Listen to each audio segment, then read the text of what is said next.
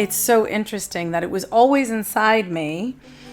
But now, knowing what I know now, I also realize it wasn't the end all and be all. And I got a big lecture about how my parents were spending so much on my education. How dare I become a lowly hairdresser? This idea of like, you have to do something valiant with your life. And so I was like, I know, wait for it. I'm going to be a narc. I'm going to stop the war on drugs. My first day of my first intro to psych class, probably about 17 years old, I was like, this is amazing. And I remember kind of crying my eyes out. We were about to go back home, back to university. And she's like, what? And I was like, I don't want to be a psychologist. She's like, what do you want to do? And I was like, I want to do makeup. And so I just got a summer job working there at the salon on weekends. And then suddenly I was a makeup artist. I cold called 22 makeup agencies in London from my Nokia brick. 2 agreed to see me, 1 took me. Falling forward, but making things work. And when I didn't know how to do something, figuring out how to do it. Confidence fueled by terror. And what makes you look competent is knowing that there are things that you don't know and asking for the help. Here's a lesson, get your stuff insured. I was on my way to do Jodie Whittaker for the BAFTAs. Yeah. And I opened the door, my case was gone. And I said, where's my case? He said, outside the door. And I said, no, it's not. And then in the 2 seconds that it had taken me to come down the stairs, someone had stolen my case. To how to run a department, how to run people, how to manage a schedule. All of that are skills that are outside the remit of just putting eyeliner on in a straight line. Can you cover to go do Kylie Minogue's makeup? And I went, okay. But I was so postpartum. Like I'd been out of the industry for not even a year, and I was like, I don't remember how to do makeup. And it was Kylie Minogue, and she's gorgeous, and she's everything that Kylie is. And I was everything that wasn't. I'd already worked with Sandra Oh at that point. I'd done Jeremy Irons for 2 years on the Borgias at that point. Like I had the sort of evidence that I can do this. Yeah. The truth is you're not going to be amazing at every job. You're not going to have a super amazing time every day. But when you put someone else on a pedestal and you equally, conversely, pull yourself back down, that is the surefire way to walk into a situation feeling like crap. If you're feeling stuck or lost, that is your signal that you're ready to grow. Today's guest is an inspiring makeup artist from Montreal, Canada. Over her 30-year career, she's earned an Emmy nomination and redefined what it means to be a makeup artist. She shares lessons on confidence, managing insecurities after motherhood, stepping away post-COVID, and empowering women entering middle age. Please welcome the lovely and accomplished Tahira Herold.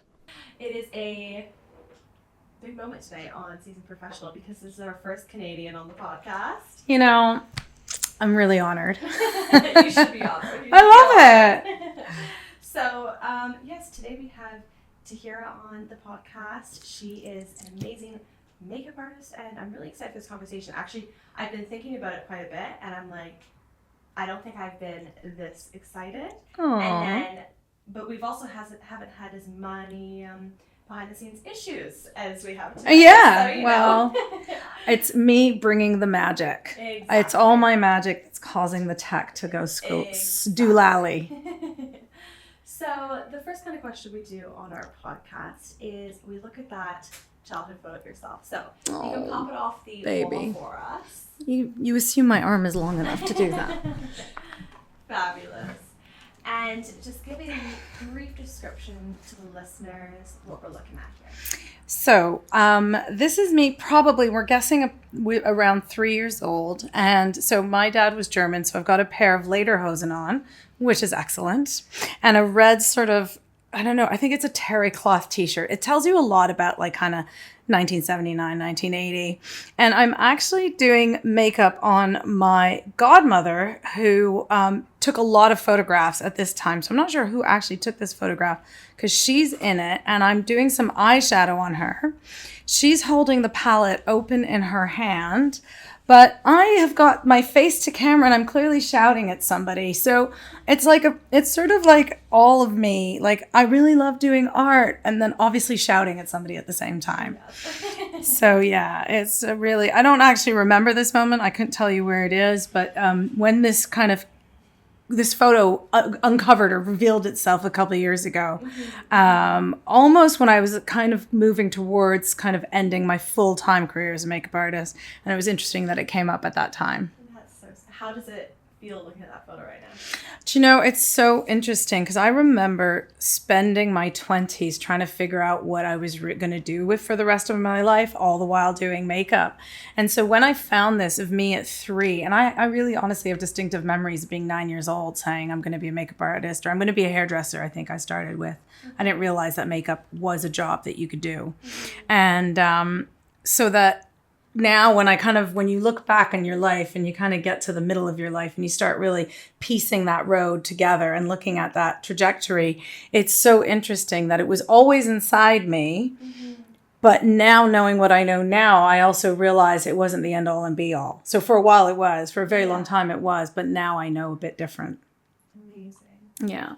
And where was that photo taken? Like location-wise? It would be in Canada somewhere. Now I'm not entirely sure because my mother, although she wore makeup when I was a kid, was never really into her beauty routines and stuff.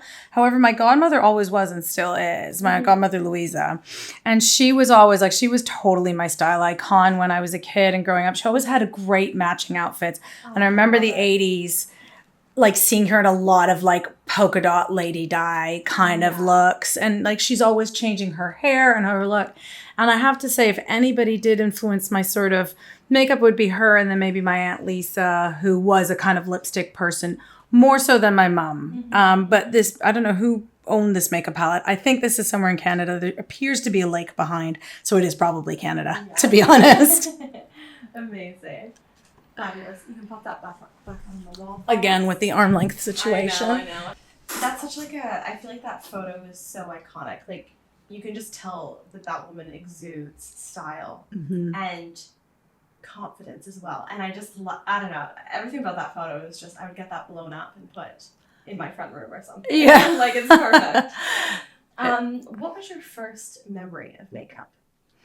So my first sort of big iconic makeup moment personally was when I was about 9 or 11. My mom's friend gave me a box of all her kind of cast-offs from gifts with purchases from mostly from Clinique. Yeah. My mom's friend also has dark skin like my mom. So it would be a lot of foundations that were just that little bit off, probably a bit too yellow orange. Really rando stuff like turquoise eyeliners. I really remember that. And lots of stuff that had just very, very random. There's sort of no cohesiveness to it. But that became my first kit. And I did all the school plays, or I used to do makeup on the other little girls in that we were friends with. I also remember, that kit. I mean, it took me around for probably longer than the actual makeup was good. But I don't really remember going out and buying or asking my mom to buy makeup for me. It was never about putting it on myself. It really wasn't. Not till I hit 14 or something. But as a child, it was really about putting it on other people. Although there's loads of pictures of me playing dress up and all of that stuff. And the plays that we would do with the friends and stuff. The makeup was involved somehow. But it really was always about doing it on someone else. Yeah. And tell me about your childhood. Did you grow up with siblings? I'm an only child. I broke the mold. No. So my parents, I come from as most urban Canadians, I'm the child of 2 immigrants. So my mom and her family had all kind of moved over the course of the 60s into the 70s. I was born in 1976, and my dad had come over in the 60s from Germany. So my mom was born in Karachi, although she's of Goan background. And so then all her family had moved over. Whereas conversely, my dad, who was German, he had lost most of his family. And in fact, would have my grandparents, he lost his mother in the war, and my grandfather died before I was even born. So there was, and his brother had died. So there was this big expansive giant family with this big kind of Goan South Asian and all the stuff that goes with that on one side that lived in Canada, that lived nearby. And then my singular dad, who extraordinarily, if I think about it now, mixed race relationship in the late 60s into the 70s, all that stuff kind of, it didn't occur to me growing up. And even now, they downplay it, but also I think Montreal, where I grew up, is such a The neighborhood I grew up in was very international, as was this, like all my school friends and stuff. So it did not feel not normal. It didn't feel weird. But I suppose to someone who didn't live it, it would seem different. I see. Yeah. And were you a social kid? I'd say so, yeah. So at the time, like in terms of the family unit, it was just the three of us, my mom and dad and me. But then, like I said, so there was my closest aunt. Has a son, who's my cousin, who's 5 years older than me, and he would have been as close to as big brother as I would have had. And our families, over the course of the years, with different movings and stuff, never lived that far away from each other. And then on my street, the way the geography of my street was actually really conducive for little kids. So it was actually more of like, imagine a walkway or sidewalk with houses on each side, and the roads were at the ends of the street. So it was really safe. Like we would just jump from house to house and just go from each other's garden without having any traffic involved. And so from a really young age, we would just be, and we were all kind of the same. Myself and the girl right at the end of the road were 5 days apart. Oh, beautiful. The girl, right, like immediately in the semi-detached next door, she was, I think, 2 years younger than us. So, and then they had little sisters, and like we were always at each other's house. And then it was more when I got to sort of the latter part of primary into secondary, where my school, I went to French school. My life was kind of quite different to theirs, the girls on the street. And that's when we started more parting ways. But like under the age of like, I'd say 7, 8, 9, maybe even up to 10, that was my more solid friendship group. And who I went to school with was sort of who I went to school with. Yeah. And then that flipped as my school days started getting longer, and just life. Yeah. Yeah. So social, I suppose so. And then there was a lot of activities like in the community when I was young. My mom did a lot of stuff in her, like go in community clubs and stuff like that. So yeah, there was a lot of various. And what did your parents do? So my dad had been a chef when he came over, in chef and in hotel management and stuff. By the time I was born, he'd already been working in life insurance for several years. He started in the late 60s once he got to Canada, working in life insurance. And my mother was in administration, had a couple little jobs. By the time I was born, she worked for the same company. Actually, both of them did that. Very classic for their generation. They worked for their company the whole time I knew them. So she worked for actually a textile agency, a textile brokerage agency. So they were the link between textile manufacturers and clothing manufacturers. Yeah, so kind of like a rag trade adjacent. Yeah, fashion industry adjacent. And you said that she was very active in her Goan community. Would you say that had like a huge impact on you? I'd say more so the sort of family stuff. So my mom's one of 10, and although only one ever stayed in Montreal, so that it was only the two of them in Montreal, I still had an aunt that was quite close. And I remember when I was small, like more family gatherings and people would come from elsewhere and come closer.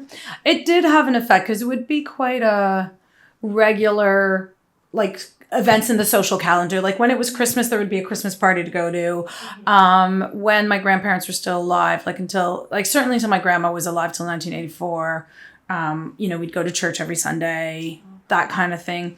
Yeah. So it was more on that level, but I realized so much later how, of course it was a strong influence because I was small, but I was getting like all the influences because I went to French school my whole life. So and I went to French lycée. So I'd have this very Eurocentric European education. My dad was we'd go back to Germany to my dad because my mom's family lived there. We would go to say my dad's home country, like when I was smaller. He had cousins and stuff like that. So there's no one single influence on my life. There's no one dominant thing. Everything is up. And I realize it now. It just defines all of me. Everything's about holding the middle of many, many various.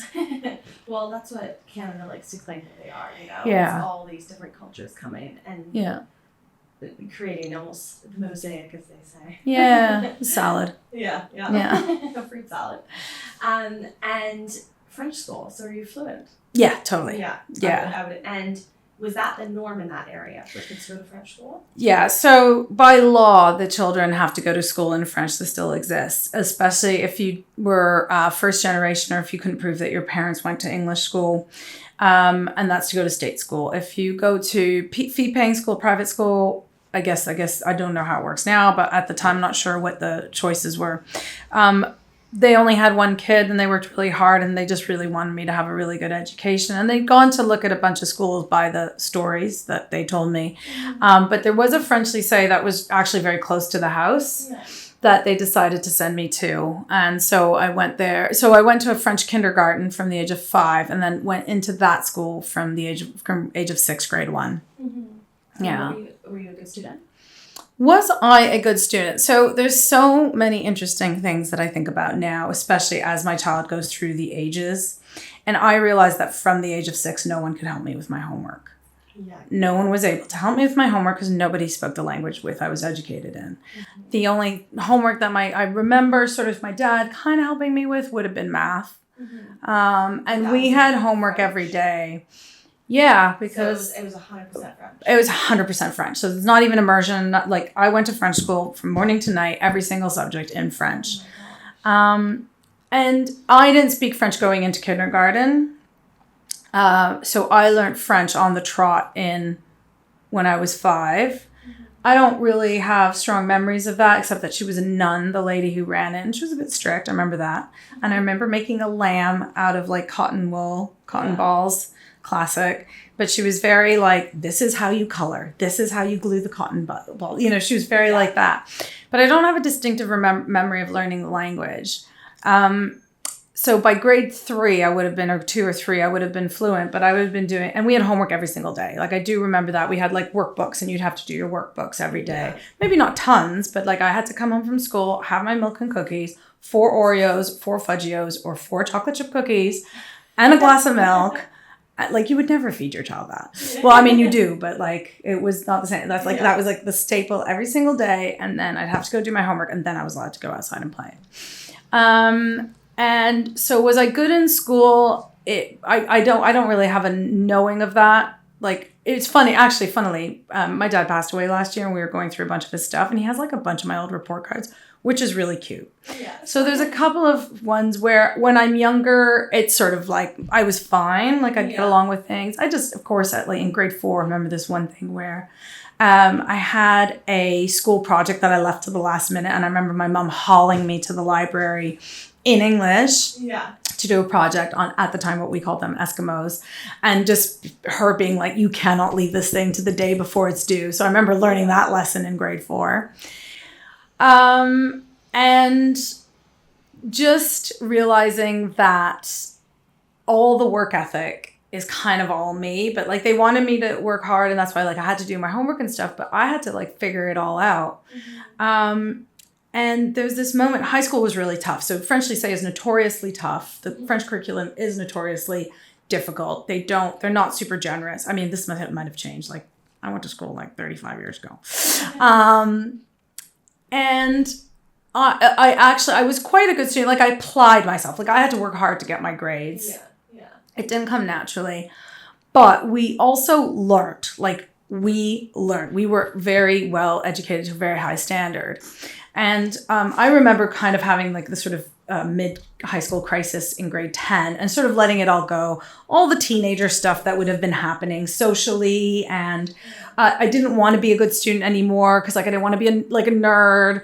I didn't want to, be rejected, but of course I was, all the things. And I remember letting my grades slide. Mm-hmm. And I remember feeling like, sort of, and I redressed them at the end of the year. I was drawing in class, like all the things. Yeah. But I also remember feeling like I was doing really badly. And I re-looked at some of those old report cards, and I remember feeling like I was doing badly. And if I look at those numbers, the grades were like 12 out of 20, 10 out of 20, 11 out of 20. We were always graded on 20. Yeah. So thinking, absorbing, internalizing, I haven't done well. But reading the comments were all, Tahira has worked really hard this term. She should be really proud of herself. Tahira has done a really good job. That's not the bit I internalized. I internalized the number. Yeah. And so I only figured that out last year. And I was like, wow, That's so interesting. Yeah. And I remember redressing it for the last year of high school because I knew I wanted to leave. Mm-hmm. I wasn't going to do my French back, and I was going to go into the English system. Oh, okay. Because in Quebec, you do 2 years of college before you go to university. Oh, okay. And so I knew if I wanted my choice that I had to redress my grades.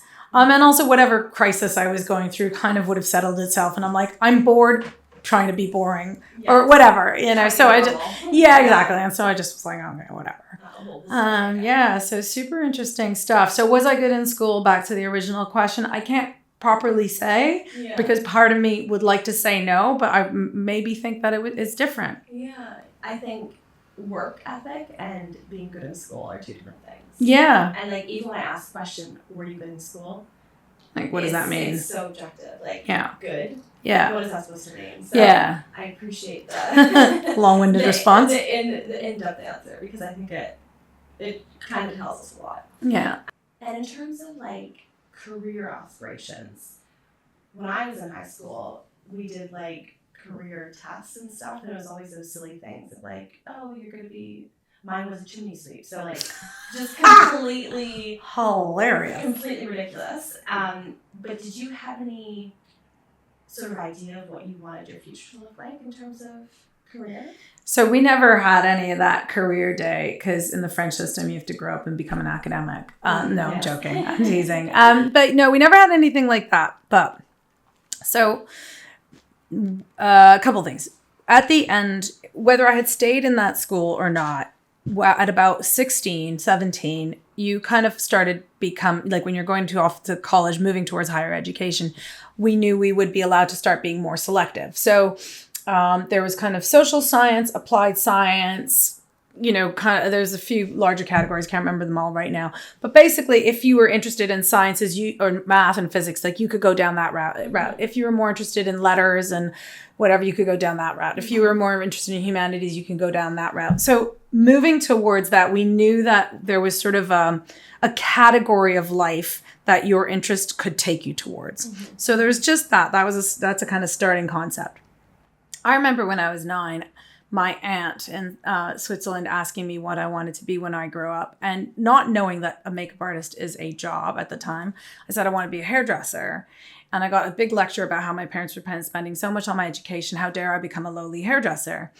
And so that really was pivotal because I then put that out of my mind. Yeah. And I did want to do all sorts of valiant things. I really had this, we're very kind of helpful in my family and very good, my parents are really good people. And this idea of like, you have to do something valiant with your life. Mm-hmm. And so I was like, I know, wait for it.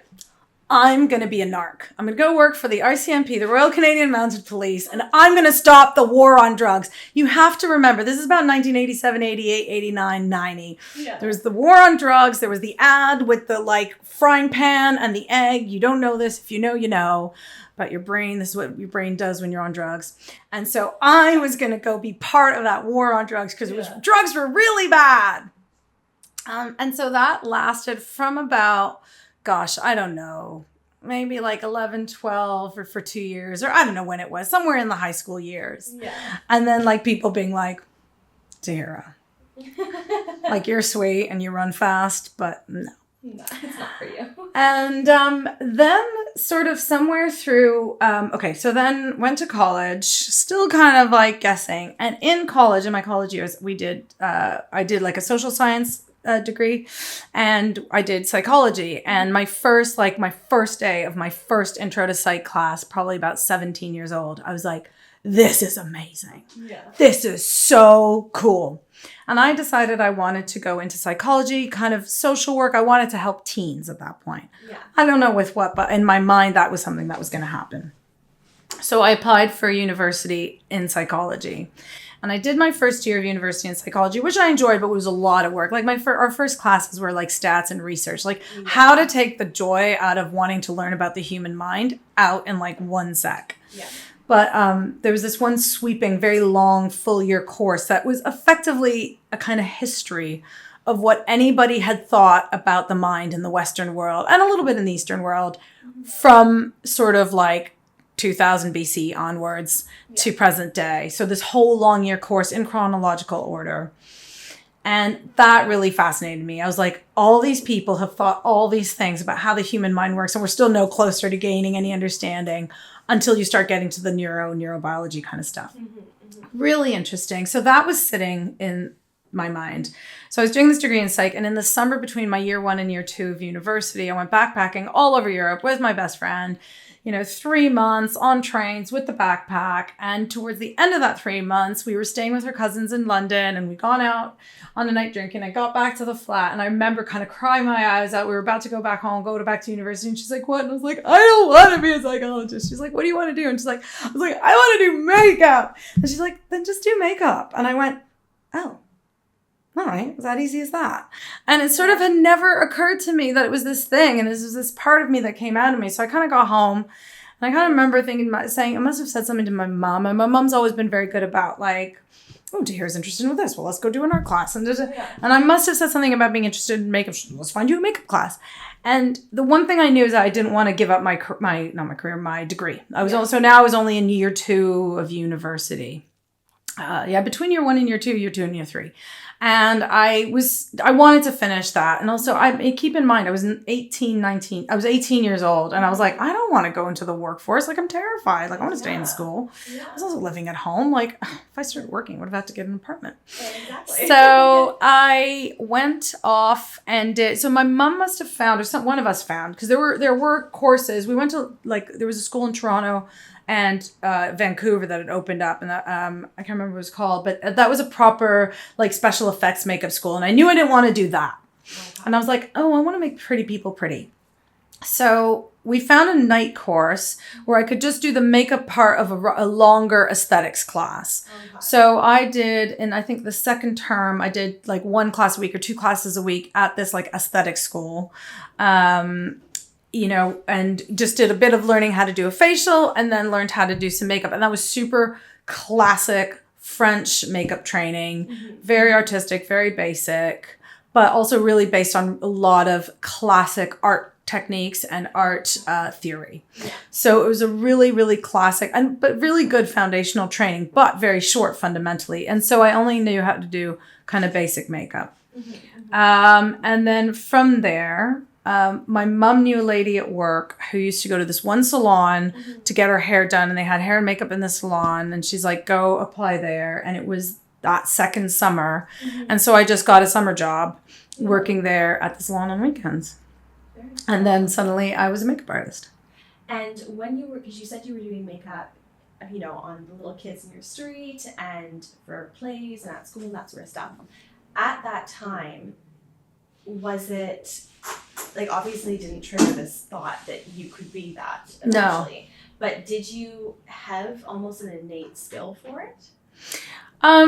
I think probably. Yeah. I probably wasn't crap. But what's so interesting is I don't remember looking at magazines and being like, I'm going to do that. I don't remember being so interested. I remember it being fun. Yeah.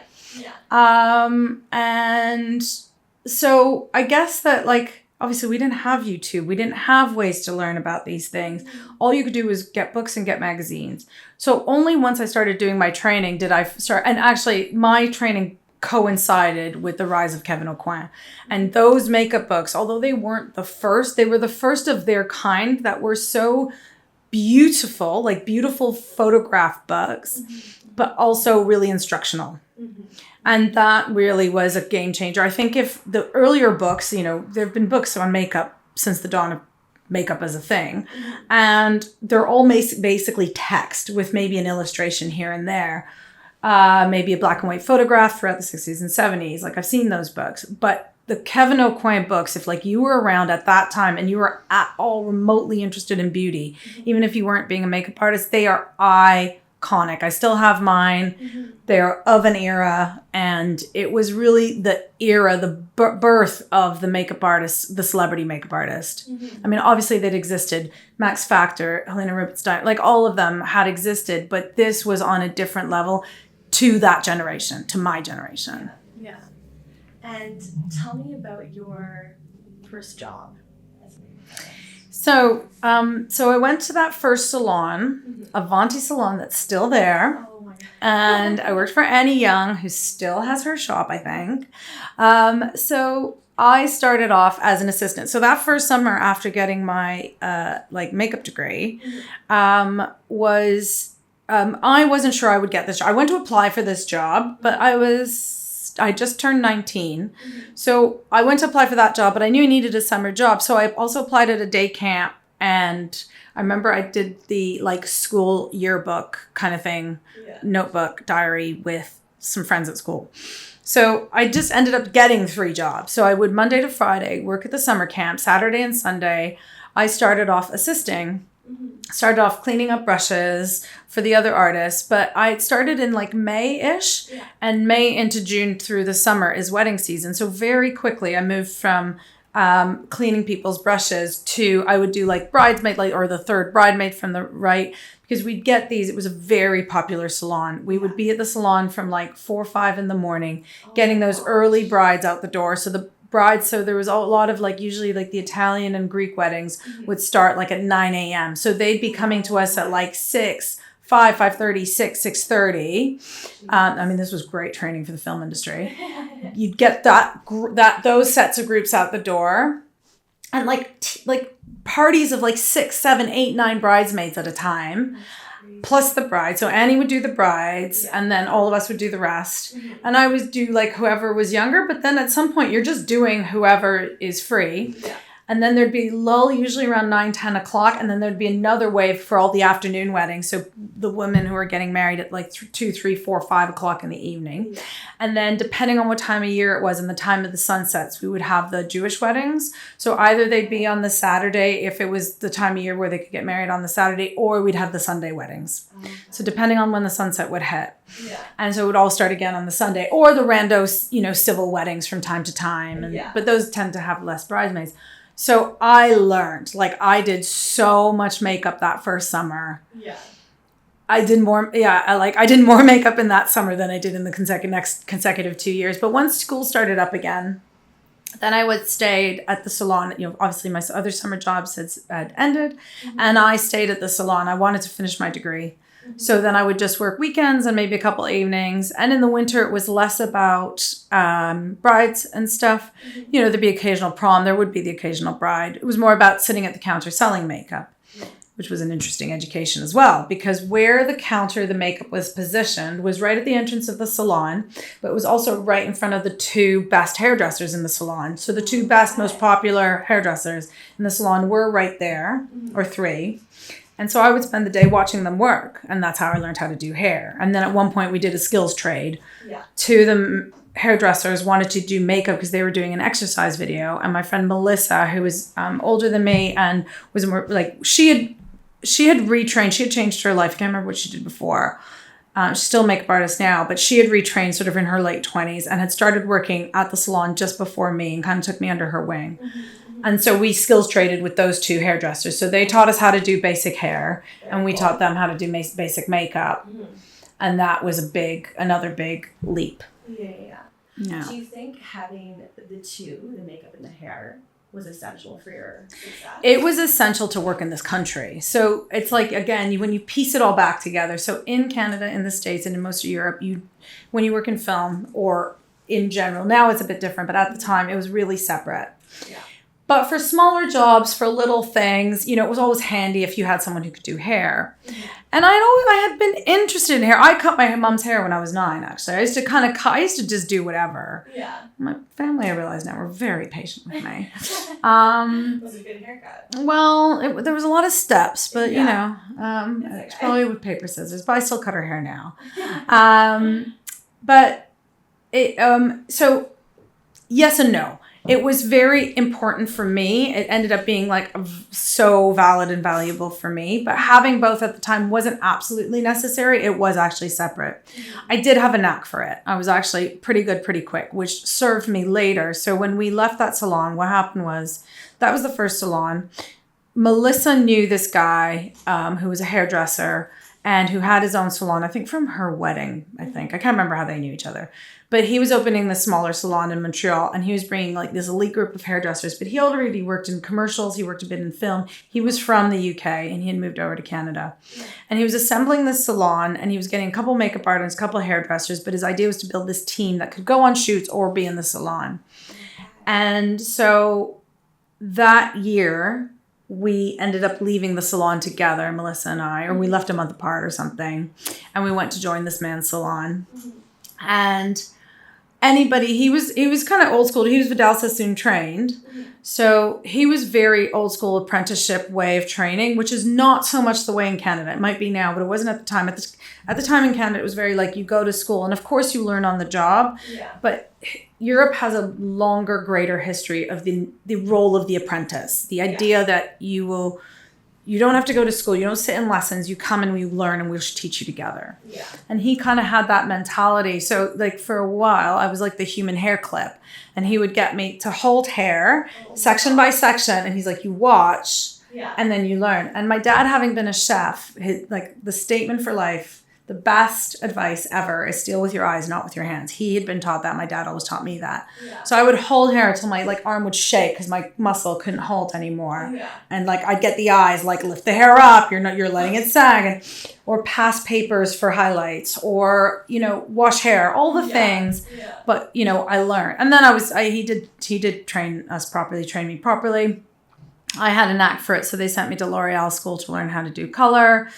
So I was working in the salon, so Monday to Friday. So by the time I finished my degree, Monday to Friday, I would work as a hair assistant. And Saturday, Sunday, we were doing makeup. And then in the winter months, we started going out on commercials and film sets. Wow. No. Yes. So, that's all right. Don't worry. So sorry.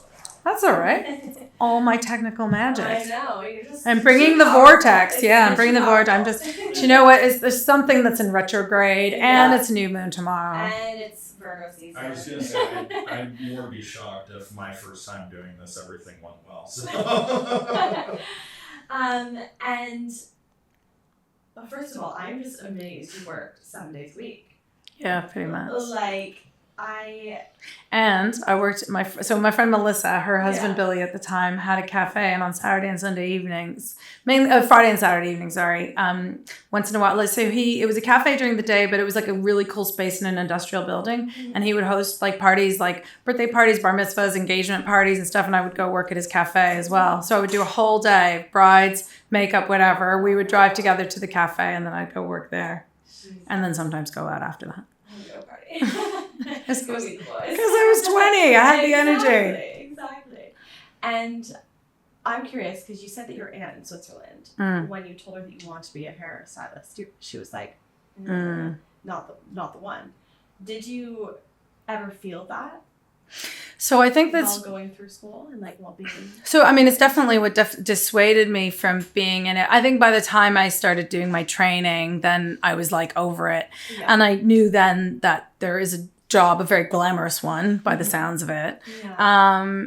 And so that had kind of escaped my mind by that point, but it definitely was what stopped me from even conceiving of it until that sort of fateful night in London. And I'm just so fascinated by this industry because from what the very little I know about it, it feels like to get into the film industry would be a difficult pursuit. Is that correct? So, a couple things.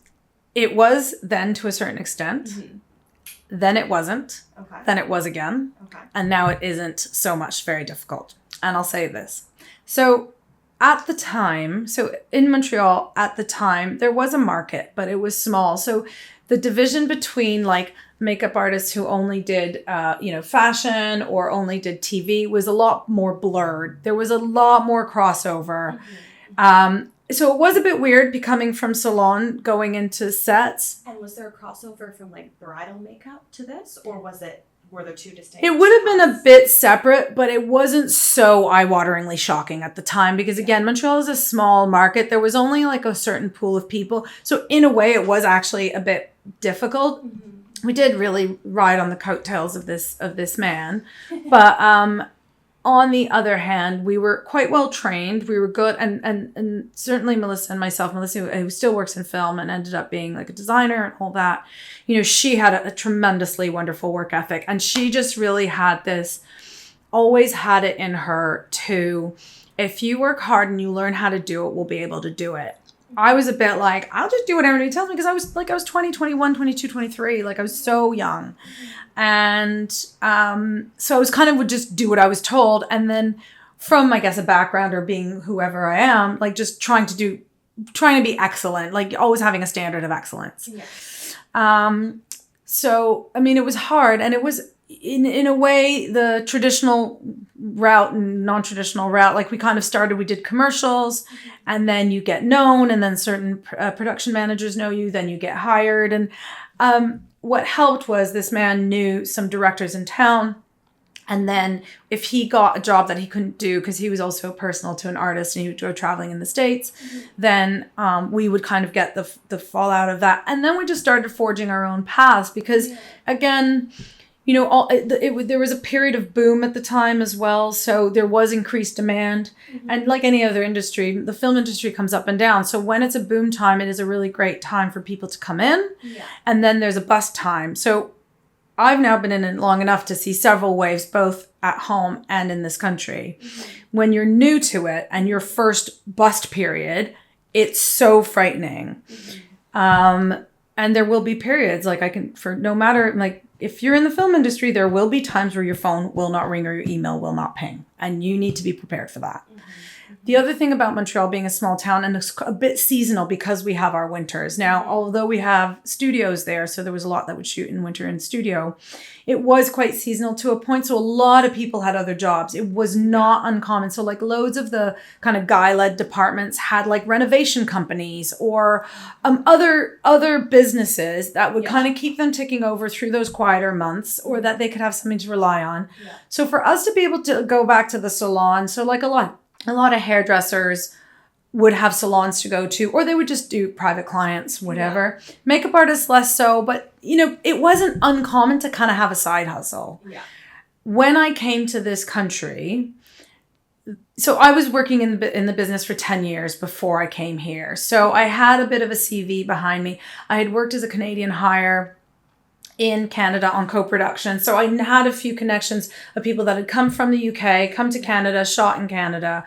I had some pretty good references because I'd started, I'd evolved, in 10 years, I'd done quite a lot. And in terms of that 10-year chunk when you were working, what were would it be like, a 3-week shoot here, like a 1-day shoot here? Like what were the kind of hours? All of the above. So there was 1 year in Montreal, and I can't remember exactly what it was, where the film industry was super quiet, but commercials were a go-go. Yeah. And commercials, I remember from like an April to November time, and I was doing a lot of hair in commercials. So like my friend would get the makeup, I would do the hair, and I lost the will to live by October because I basically spent 6 months doing ponytails for mom advertising, dish soap. And I was like, I did not get into the industry for this. Like, and it does, like, creatively, like, I guess, because your creative stimulation was a bit like, nyeh. Yeah. And, the phone's not ringing, or other people are getting, the beginning of the comparison begins. Like, other people are getting jobs. Like, why aren't I? And in a way, it was a good thing to be able to do hair and makeup. But because they were separate in that industry, it was kind of a little curse as well. They're like, oh, she can't decide. We don't want to touch her. Or, there was all sorts of other politics involved, having worked with the person I had worked with, and, so on and so forth. So it was difficult and easy all at the same time. A lot of my career until this pivot, which I know we'll get to in a second, but until my career pivot from a couple of years ago, I was always falling forward into the next step, like scrambling to make it work. I was never intentional about it. And so some of it was luck, like I kept landing on my feet, but I actually just kept landing on my knees and climbing to my feet and making it work. So no, I didn't love doing 6 months of commercials, but it paid the bills, so that was cool. So sometimes I'd get these long contracts, generally working with Melissa. Eventually I worked with other designers. as an assistant, or I was getting hired for a co-pro. Often they would be bringing the team, say from the UK over, and then they'd need a Canadian match for certain roles, or the the UK designer would come over, but they need to fill the rest of the team with locals. Yeah. So, I got to work with some amazing people on some really short stints on interesting projects. Yeah. And in terms of the creative aspect of it, how much flexibility do you have as a makeup artist or hairstylist, or is it the director tells you this is what it's going to be and that is that? So that changes from project to project. And so eventually, once I moved to this country, I was assisting still for a while, but very quickly I moved into designing. Producer asked me to design a job. And again, I was just probably wasn't ready, but just was yeah, sure, job. Yeah, money, great. I didn't know anybody. And sure, I could have, we didn't have Instagram to connect to people. Emails were only still mid 2000s. People emailed, but it wasn't as common as it was today. Yeah. And mobiles, I got here the year before the iPhone came out. I was still running around with a Nokia brick. So when I got here's the story. So sorry. Really quickly, how much were you making at the time in Canada? Ooh. That's a good question. I don't know. I can't remember what my annual income was, because we would be paid an hourly, but I can tell you what my hourly salary was. So in commercials, my hourly salary at its peak was about $30 to $32 an hour. Okay. Longer term contracts, I would probably be more to the $26 to $28 an hour mark, and you'd have an 8-hour minimum, but mostly you'd be looking at a 12 to 15-hour day. So what the math is on that of my annual, I don't actually remember, I did file taxes, but I was still being taxed at source then. So I was never calculating my gross income. Gotcha. So yeah, it's hard to say what my income was. Yeah.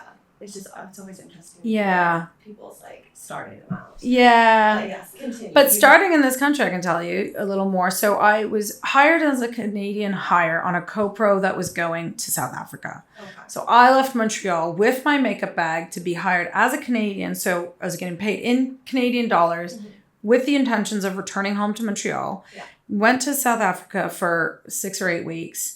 Shot there to as a first assistant to as the key to a UK-based designer. Okay. Who was amazing. And then we came to London for 2 weeks at the end. Now, originally I wasn't supposed to come to London. They were going to get a London match, a UK match. But a couple weeks into the job, the designer really liked me. And she was like, you look, for the sake of continuity, actually for the 2 weeks, shall I ask the producers if you can come for 2 weeks? Would you do that? And I'm like, London for free? Yes, sir. I was saving all my money on that job because I was going to move to New York. I was going to be 30 that year.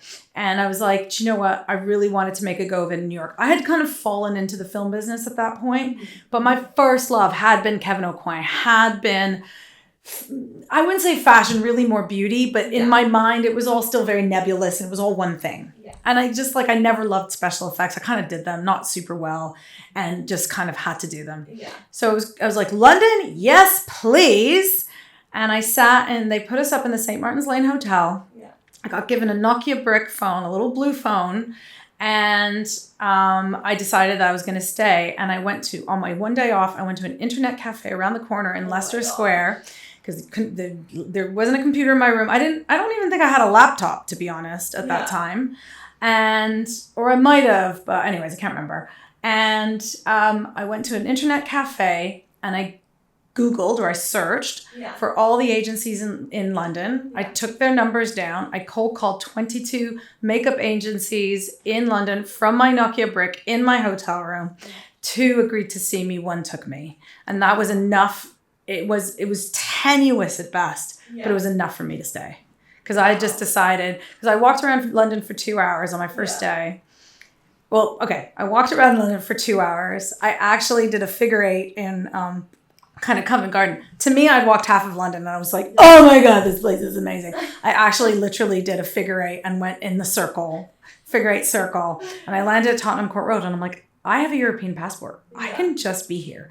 New York, I have to figure stuff out. I have to make it work. I can actually just, I'm allowed to be here. It's 2006, remember, pre-Brexit. So I was like, I think I might just stay. And I remember calling home and my dad was like, okay. It's like, I found this agency. They're like, okay. What about your apartment? So my parents had bought a place and I was renting from my parents and I had roommates. Yeah. I'll just give it 6 weeks. But I knew in my heart of hearts, I knew that was it. It was me done. Yeah. I had wanted a big city move. I'd wanted a big city adventure. And that one agency that took me and was willing to take a chance was enough of a sign from the universe. Like, okay, I'll give it a go. Do you remember that phone call? Vaguely. I remember more going to meet them. So I went to see, I think I went to see, who's the other one? I can't remember the other agency, but I was willing to meet with them. And it's like, now if I think about it, my book, I mean, gosh, I even actually 6 months later, I looked at my book going, I can't believe they took me with these images. But I had my book with me. Yeah. And I'd cobbled it together, or maybe I can't even remember I don't think I traveled with my book. I basically made it work. Yeah. And I remember going to see them. They were in somewhere between Balham and Tooting. Or Clapham South and Tooting. And it was this tiny office. And she was like, okay. Because I had done a little bit of celebrity work and they didn't have anyone at the time that had done it. But it was Sam Chapman's agency. Pixie Woo had just started and it wasn't even called Pixie Woo at the time. It was called something else. I can't remember what they called it before. Fashion Face, I think. And it was this tiny little agency. Yeah. And I remember... London was so big to me. I had a proper old school A to Z. I didn't know where I was going. I didn't know what I was doing, but I just fell forward. Amazing. And that first year in London, tell me about it. So that first year in London was crazy if I think about it now. Again with just falling forward and not thinking, just doing. So first, the agency had a friend whose son or daughter had just left for school, so there was a room, so I rented a room. Now keep in mind, I had 3 months worth of stuff with me, so I had a lot of stuff. At some point in this, I went home. Other friends of mine had someone worked in the film industry. A costume designer was going away for several months and was willing to let me house sit, and that was ace. Yeah. I got a house sit in a full house, full Victorian, in Hackney, in Dalston, in 2006. So this is right when Dalston is hitting its prime. Now, the problem was I was not a party person anymore by that point. And also I had no idea I had no friends. I didn't know anyone. Yeah. But I knew it was cool. Yeah. That's all I knew. And a friend I met. And so the agency started putting me on these little jobs. Like, that's when I was making like 125 pounds for a shoot. I had money saved up from my film. So I was kind of okay. But, and I was paying £400 a month for my rent for this house sit all in. That's Insane. Oh, wow. Right at the end of Ridley Road Market.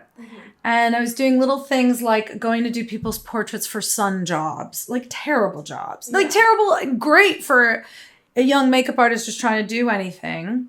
And then I remember I met this lovely photographer, Carolyn Malloy, who really was so good to me. And probably saw this slightly lost and forlorn. Because in a way, I was really mature, but I was really mature from a small city. Yeah. By London standards, I was clueless. But I was 30. I wasn't so young. Yeah. So I thought, and I'd seen the world. I traveled a lot. So I knew a lot of stuff. But London is a beast. Yeah. And so she took me to Broadway Market when Broadway Market still closed at 2 p.m. and was just full of craft people, not prepared food. And I just kind of fell forward. Lots of little jobs like that. Lots of test shoots, so built up my portfolio again. But then halfway through that year, I got asked to design my first job. And again, I was probably too young, but I was just, yeah, sure. So then I left that apartment. I went to South Africa again, did that job, and just kind of kept going, kept falling forward. Yeah. Met my husband, moved back to Hackney, moved into Hackney properly, to near Mare Street. Sort of that's 2008. So now Hackney is hopping. Yeah. And then that was fun because we were both really creative working. He worked in film, or still does actually. And that was great. That was a really fun time. I mean, it was tough, but it was fun. Yeah. And it was rewarding. Yeah, because now suddenly I was moving up in my career and I was doing things I was doing really good things. I did some great projects. I didn't know what the hell I was doing. I was like creatively, I was probably an okay designer. As a like manager of people, head of department, I was probably terrible. Especially at the first 2 jobs. Yeah. But I got some, but beautiful opportunities. Like I ended up teaching. I was teaching at Christine Blundell's school, which is still going. And Christine had never actually met me, but her manager of the school, because she was out on jobs. And there was a job that she got put forward for with an amazing director at the time called Danan Tucker, who'd done something small, and she couldn't do it. I got this call from her out of the blue saying, hey, I've been put up for this job. Keep in mind, I've never met this woman, but I've worked at her school. Yeah. She's like, would you fancy doing it? I can put you up for it. And I was like, yeah. Yeah. And it was, it was Red Riding, 1984, which was an amazing series. Yeah. So just like really cool stuff. Yeah. And again, falling forward, but making things work. And when I didn't know how to do something, figuring out how to do it. Just figuring it out. Not necessarily always well. Yeah. But just figuring it out. And just, were you confident? Probably inflated confidence, more like confidence in like fueled by terror. Yeah. Just be like, can't look stupid, can't fail, don't want to do badly. But I knew enough about what I was doing. I was, by 2000, if I started my career in 1996 as a makeup artist, starting film 1998, by 2008, that was my decade in. By 2009, I had more exposure to stuff, and I was definitely, confidence fueled by daily terror, but confidence nonetheless. Oh yeah. One of my biggest fears was always going over budget. Okay. And it's like now I know so much better that how fluid that could have been. Like if I needed more money, I could have asked for it.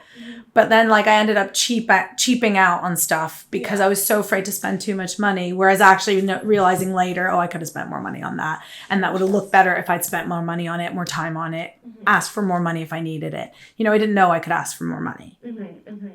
And in terms of more money, what does that mean? And like, are you buying, like, what are you buying? So when you have a makeup budget, when you're designing a film, you get given, like, there's it's like the beginning is like a two-way street. They kind of say, and I mean, I remember this, when I did Ned's, they said to me, we have £5,000 for hair and makeup. Now, it was a very small budget production. I don't remember what my salary was, but it would have been tiny. Yeah. And it was a 4-week shoot, and we were shooting all real people in Scotland. And there was a couple of special effects to do. There was some beating up scenes that needed to do. And there was a couple of wigs. But so you're renting wigs, you're buying equipment. You're buying lots of really stupid stuff like Q-tips and wet wipes and consumables, they're called. So that's the kind of stuff that you can't give back. Other stuff is rented. You rent a wig.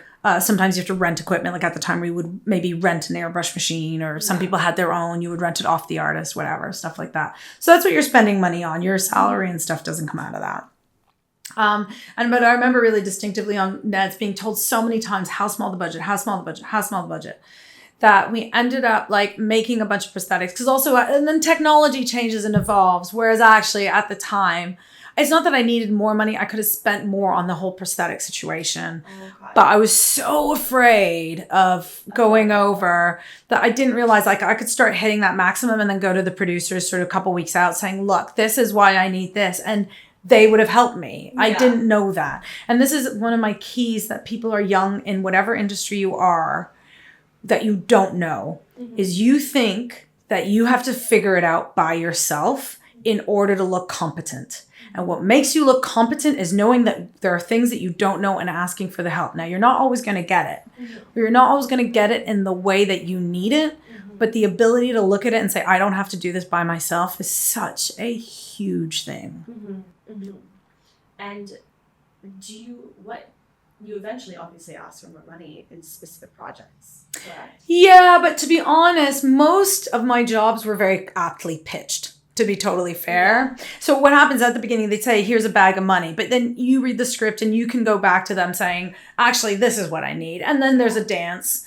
And sometimes somebody who's, they've pitched it very well. And you say, right, that's great. And then it's kind of up to you to do the dance of the money. Other times they've pitched it totally wrong. And you'd be like, no, I need this much more. If they've over budgeted, you say nothing. You just walk away and get all the toys. Yes, thank you. More, please. Wow, I'm just so fascinated by all this because it's so not anything I've ever experienced before, and I think I'm just dumb. Yeah. So here's the thing. People hear the words makeup artist and they think, oh, she takes some brushes and she paints people's faces. And that is 80% of the job. If you are either in a film industry or even if you run your own, I realize now how much of my business know-how and the ability to run my businesses comes from this period. When you're a freelancer, you are a business. You're a business of one and you have to run yourself like a business. I get that owning a business is different because you can sell that on later, but there are enough similarities to take you through. There are some makeup artists who only spend their time and spend their lives putting makeup on people. Yeah. And that's kind of the bulk of your business. Mm-hmm. But fundamentally, as a freelancer, you need to know how to do your numbers. You need to know how much you're going to owe the tax man at the end of the year, because that one hurts the first time. Then you need to know how to salt away money for that. You need to know how much your expenses are, because maybe there's additional training you want to do, mm-hmm. continued education, which I always think is really good for anyone at any time. Mm-hmm. Things like your cost of your equipment. Here's a lesson: get your stuff insured, because there was a day when in 2019, I walked out the door. My husband very kindly took my case full of probably about a good $8,000 worth of equipment out the front door of our house in Tottenham and accidentally closed the door. I was on my way to do Jodie Whittaker for the BAFTAs and I opened the door and my case was gone. And I said, "Where's my case?" He said, "Outside the door." And I said, "No, it's not." And then in the 2 seconds that it had taken me to come down the stairs, someone had stolen my case of makeup. It was a very opportunistic crime area. And I was on my way to do my client for the BAFTAs. So I called Jodie. Thankfully, I still do have a really good relationship with her. I was like, "I don't even know what to tell you, but I'm going to be late." And thankfully, I was long enough in the tooth at that point in 2019 that I had a lot of stuff in the house. And I just started throwing stuff in it. She's like, "I can just go to Mac." And I was like, "Over my dead body." Yeah. And I was like, "Just start hair. I'll be there." And I went and I did her makeup. And I just went around the corner. I did go to the Mac in the end, I think, just to buy lipstick and a pencil. But yeah. That is horrifying. Yeah, it's horrifying. So insure your stuff. Yeah. So there's a whole aspect to running yourself as a business. And then certainly if you work in the film industry, running a budget, like now my work around the film industry is going to be really different. But one of the things we know as to a film household, that so many people rose in the industry in our generation, maybe not so much now, rose in the industry because they were very good at their particular skill. And then one day became a head of department, became a supervisor, without really much necessarily training on that. Like I didn't have, at the beginning of my career, when I still lived in Canada, I had a terrible role model for how to be a boss, which is why I'll never mention his name. Terrible, awful stuff. Mm-hmm. So that was my learning. And so if you had that and had no one to kind of mentor you into how to run a department, how to run people, how to manage a schedule, like when you're running a makeup department in film, I mean, my biggest day ever, and I know that there are artists out there who have done way more than this, but my biggest day ever was running 26 makeup and hair people as a head of department. So I had to do my lead actors, plus brief the team, plus make sure everything was happening. All of that are skills that are outside the remit of just putting eyeliner on in a straight line. Yeah. And so it's such a learning ground for so much. And that's why the film industry is so magical. Like you can learn there are so many cross-pollination skills. It was time for my career in film to end a few years ago, but I still hold a lot of love for it. It's a tough place, and yes, it's tough to get into, but went back to that one of those original questions. It is easier to get into now. One, we have YouTube. Yeah. Two, there's like a billion schools, a billion trainee schemes, a billion ways to learn how to get in. It's probably hard still to get in, but it's 100,000 billion times less hard than it was when we were starting in my generation. Yeah, absolutely. And just looking over at your, where's my notes here? Just like that. Lovely. So, I don't know why my eye keeps watering. Anyways, very emotional. So obviously you've worked with some huge names in the industry. Yeah. How does it feel working with people that hold such a huge fame? Is it So if I wish that me now could go back and tell me a bunch of stuff. Yeah.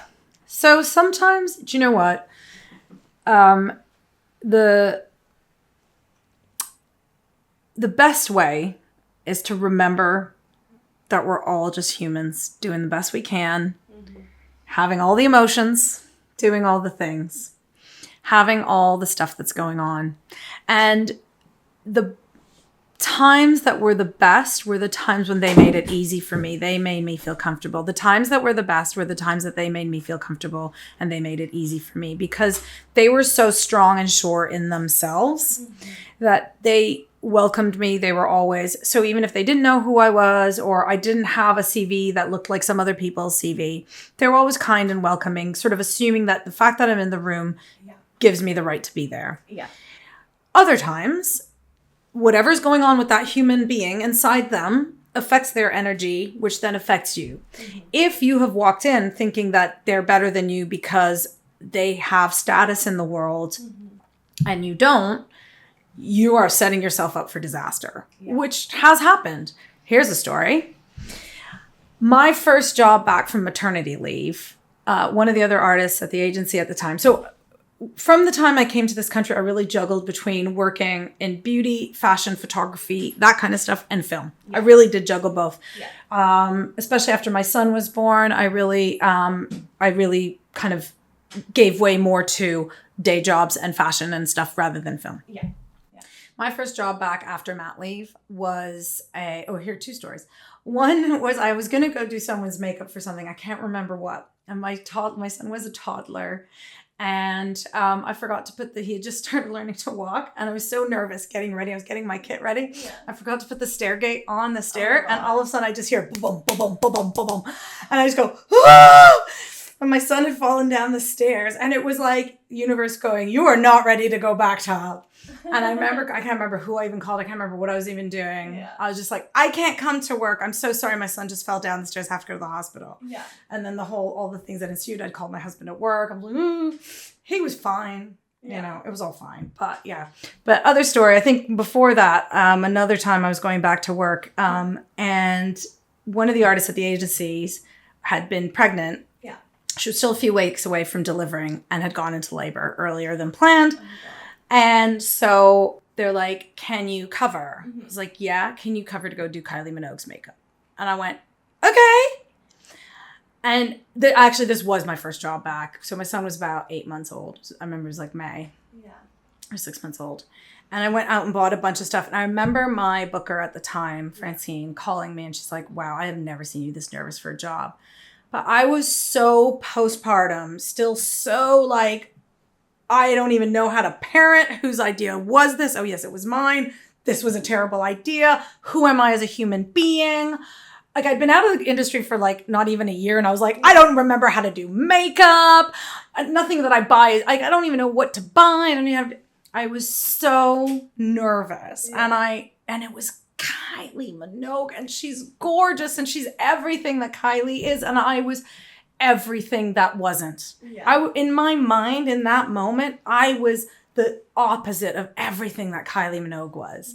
And I walked into that day with that energy. I know I did. And I did a fine job. And she was very kind and very patient and very gorgeous and very lovely and super. But I knew as soon as she left the room that I would never get that call again.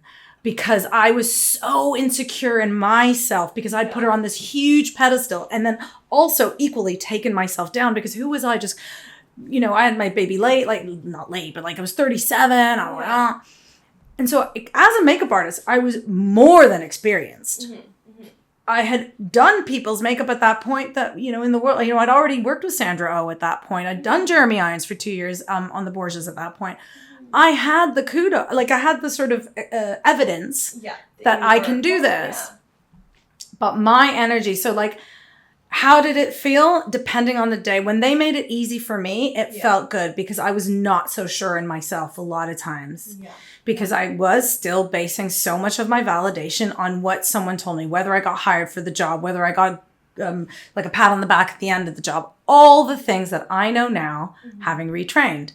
But I didn't know that then. And so like if I could tell my younger self something is like, go regulate your nervous system, go sort that stuff out. Yeah. Because the truth is you're not going to be amazing at every job. You're not going to have like a super amazing time every day. But when you put someone else on a pedestal, even if it's for a job interview or a coffee shop meeting or whatever, that, and you equally conversely pull yourself back down, that is the surefire way to walk into a situation feeling like crap. And therefore, what you bring to the table doesn't always match what you can, what your potential is. Absolutely. And it's interesting that it's like the motherhood thing just kind of knocked you down a little bit. Yeah, and like that's why I'm so passionate about working with like moms or people like women in midlife who have a change or career pivot or want to change, because I basically find that when we have these massive changes and shifts in our identity, so most are like every day our identity is changing. There's always these little things, but then there's these moments in time. Maybe you get a new job, maybe you lose a parent, maybe you get sick, maybe you become a parent that will like shift your identity from like here to here. And so often it's not, maybe it's not expected. You don't expect that change to shift your ground underneath you. And it's that in between time when you're not quite ready to leave behind the identity that you had, and you're not quite ready to step in fully to that identity that you want or you're ready for or you want to get to. That's when there's this like really nebulous time where there's no grounding underneath you. I call it like the anchorless time, and you're kind of floating. And that is really, that's where the confidence sink is, because you really need to redefine where you are and where you want to go and where you want to be. Yeah. And a lot about it is shedding. It's actually more shedding than adopting roles. And tell me about your Emmy nomination. Oh my God, I don't even remember it. But to be totally honest, and because I've always distanced myself from it because of the sense of not deserving it. And in a way that's true, and in a way it's so not true. So the way the Emmy, I don't know if it still works like this, but this was in 2010. I was on the Borgias. My job was to be personal makeup artist to Jeremy Irons, who was playing the Pope in the Borgias. And in season 2, we had an Italian team come in and do the whole design of the job. But I had already been in place from season 1 to work with Jeremy. And when, at the time, I don't know if this is still true because I know these things change from time to time, when a team gets nominated, whoever's the personal to the lead, to number 1 on the call sheet, always gets to go on the bill. So the reason I don't claim any ownership of that is because it really was the whole job, the whole team. You know, Enzo and Stefano were incredible. They are incredible artists. Stefano sadly is no longer with us, but they were incredible and they deserved the Emmy for everything they did. I was happy to tag along because Jeremy is a great guy. And no, I mean, season 2, he was in there a lot less. Season 1, he was in every day and I did a lot. And there was some variation between what we did in season 1 and season 2. So the Emmy is sort of like a creative design thing. You know, Jeremy's look was quite established in season 1. Maybe we had some alterations for season 2, but really that that nomination went to that team that did an incredible, Enzo and Stefano, that whole vision of that year really upped the whole level of the show. And I just got to tag along.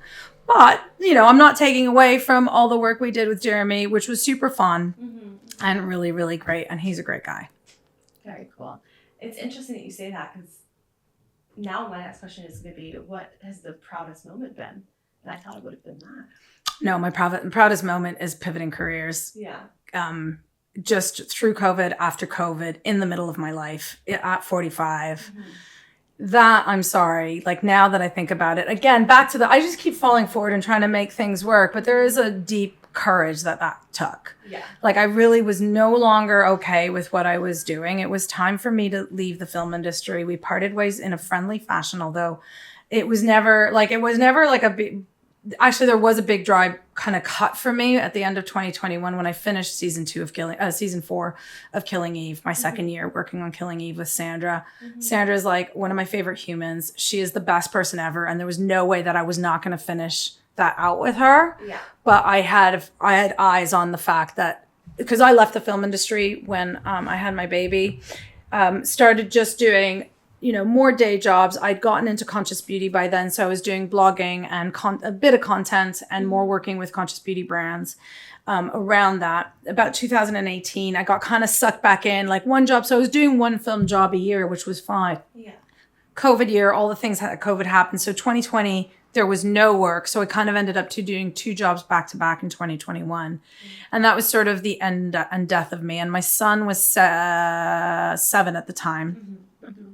And 7 going on to 8. And I just realized we were both in film at the time, and we don't have any family that lives here. And, he was going through some stuff, and it was just a lot. Yeah. And I didn't want to do that. Like, he's going to like me for about 5 more minutes. He's 10 now. He's a great kid. Yeah. But he is not going to want to hang out with me very soon. Yeah.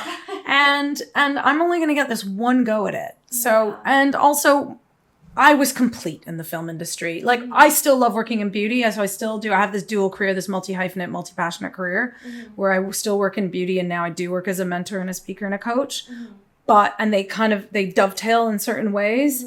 But it was really like, it was time. I was complete. I had done all the things that I really felt like I wanted to do.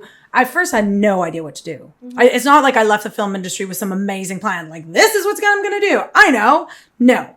Yeah. Back to the falling forward. Yeah. And just having a bit of trust, and just being willing to take chances, being willing to suck, and then just kept going from there.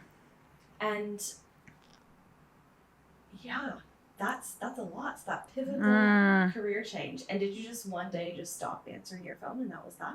No, do you know what? It's a really interesting thing. Like, I don't know if I left the film business or the film business left me. The calls definitely had started becoming less frequent. There was a big boom, and I had been turning down jobs all along the time because I was a mom, and my husband would travel a lot. He still travels a lot. So there was a lot that I kind of wasn't willing to engage in.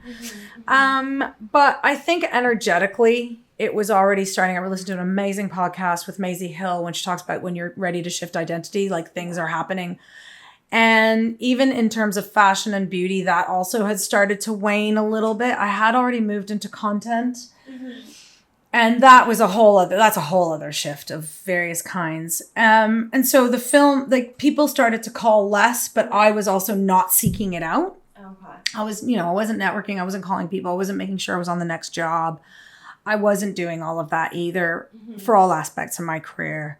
I knew that there was something that needed to shift. Also, we had thought about leaving the city of London, and we did. We moved to the sunny seaside shores.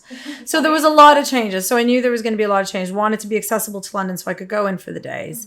But my time, I was complete. I did nearly 30 years in the business. It's tiring. It's long days. It's a lot. It takes a lot out of you. So it was time to go. Yeah. And briefly, because I know we're going to be running out of time. That's all right. I'm a chatter. Sorry. No, I've honestly, this has been an excellent conversation. I just keep thinking, like, when people listen back to this, I think they can get a lot from it. Oh, good. I'm really excited about. But give me just a quick rundown of where you are in life right now. So now, my passion, I am so excited. I work with women in the middle of their lives who really want to make some sort of change. So sometimes it's a career change and it's a total pivot, whether you want to leave your full-time employment to start your own business. But sometimes it's a change, it's a leveling up, maybe moving from one management position to another or moving companies. The middle of your life, somewhere between 42 and 52, things happen. There's all these big shifts. We generally lose a parent. Some people have their children. They had their children younger, so their children are off to school. And you're kind of willing to put up with a lot less crap. Your bullshit tolerance goes like down to 0. And there's this really interesting rebirth that happens. And we're ready to stop with all the roles and the crap that we've taken on. And so in that process of shedding, mine took like a 4 to 6 year period. And my dream now is really to work with women to crunch that time and make it a lot faster. And also we have all these like patterns of thinking and stuff that we have carried with us. And it's time to put so many of those down. But I love also working with women in their 30s who are just coming into before they enter this midlife stage and sort of catching them younger, as it were. So it's really exciting. So I work as a speaker in, and I do workshops in organizations or companies or for different like venues. And then I also work with one-on-one people as a coach. Amazing. Yeah. And you also have quite an online presence as well. Yeah, so I've got 2 accounts. So there's Tahira Makeup. So that's for all my midlife beauty recommendations because I can't let go of the skincare. I love it. I'm really all about like empowering women as they are. So there's a lot of more conscious skincare, but it's all natural. Like what can you do with yourself, through skincare and face yoga and makeup. And then, but there's always a little bit of motivation, a bit of inspiration sprinkled in. There's always been for years. Yeah. And then I've got Balance by Tahira, which started off as a yoga because my gateway to all of this was doing my yoga teacher training at 46, but really is now all about inspiring women to shed the roles that no longer serve them and just rise to the greatness of their full potential that maybe they've been hiding. Because if you're feeling stuck or lost, that is your signal that you're ready to grow. And you just got to get through that really nebulous, uncomfortable bit. And I want to hold your hand through that. Amazing. And our final question for today is if you have any advice for young people who are perhaps going into the film industry or perhaps just feeling, as you said, kind of like stuck or lost or unknowing in their future, what advice would you have for them? Lots of bits of advice. So the first thing I want you to do is I want everybody to start being really intentional about their lives. Like the falling forward, following your intuition thing is great, this exercise was pivotal for me 3 years ago or 2 years ago, 3 years ago. And this is now what I do with my clients on the first meeting every time is just really sit down and decide how you want your life to feel. How do you want to feel when you wake up in the morning? How do you want to feel when you go through your day? How do you want to feel? Start chasing that feeling because that's what's going to determine, like, what do you want to experience? Do you want to eat at the best restaurants in the world because you really love your food? Write that down. Do you love to travel, but you love to travel in I want to go experience the community kind of way? Write that down. Really start chasing that feeling and having that as your North Star. The rest will work together on that and, whatever. So really be intentional about how you want to feel.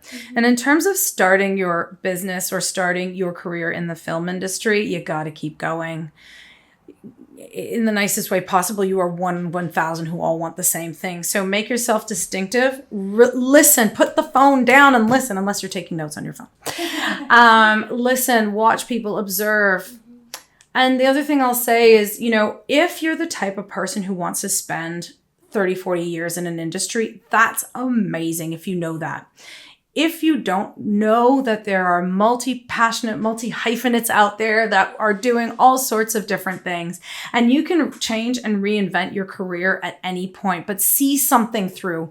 Don't just keep pivoting from job to job saying this doesn't work, this doesn't work, this doesn't work. You got to give something the benefit of time to really get every lesson out of it. And maybe that isn't for you, but I promise you, every single experience you have, everything I have ever done has taught me to come to the next level or come to the next thing. And there's something to be taken from every experience. So know that if you're not sure about this career, that's okay. You can change, you can pivot, you can do something else within it. You can start working off in the art department and end up as a producer. You can, there is a million ways to do things. But don't close yourself off, but decide how you want every day, every week, every month to be. And if it doesn't work out that way, that's okay too. But have an idea of what you want to experience. Amazing. You're welcome. Well, I feel like you could just talk for ages. Yeah, I'm chatty like that. Perhaps we can have you back on because Absolutely. I think it'd be really fun to hear more about your advice and stuff. And yeah, any final words? Thank you so much for having me. This has been amazing. I think what you're doing is amazing. And just if you're young or you're middle-aged or you're 102, it's never too late. You're never too old and it's never too late. 100%. Thank you so much. My pleasure. Thank you so much for having me. Thank you so much for being here. If you enjoyed today's episode, don't forget to like, subscribe, follow, and leave a comment or rating as it really helps us grow. You'll find any relevant resources in the description below, including details about our guest, links to anything we mention, and our application if you'd like to be a guest on Seasoned Professional. Thank you so much from the bottom of my heart for being a part of our community, and I cannot wait to see you next week. Bye-bye.